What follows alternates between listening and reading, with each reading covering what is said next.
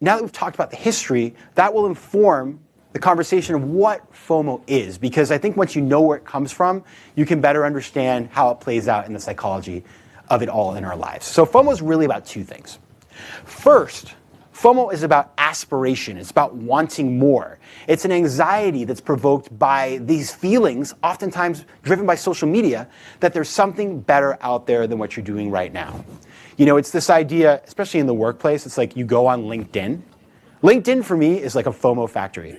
I go on there and I think to myself, I'm a failure because this person got a promotion, this person started a new job, and I start to think, well, I wonder how much they're making. You know, they're probably making more than me. Like, what am I doing all day, right? So there's all this stuff that happens. You start telling a narrative in your head about this beautiful, bright, shiny object, and it looks really great because guess what? It's on social media, right? You don't really know. Now, I just want to, before I move on, just take a note of this, because we're going to talk about this later. Beautiful spot, people taking all the, it's like, you know, somebody's going to do like tree pose in front of that. You know, this is the kind of stuff that we see that provokes our FOMO. The second aspect, herd FOMO. This is the idea that everybody's doing something and you don't want to be the one person who's not. You know, everybody watched Game of Thrones.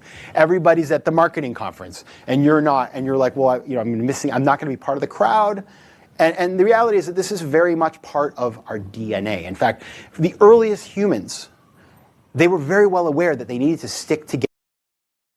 If you were, you know, the earliest humans running around East Africa 2 million years ago, and you got separated from your crowd, from your herd, you could easily die. You could be eaten, not know where to get the water or the shelter. So this is part of who we are. It's part of the human experience.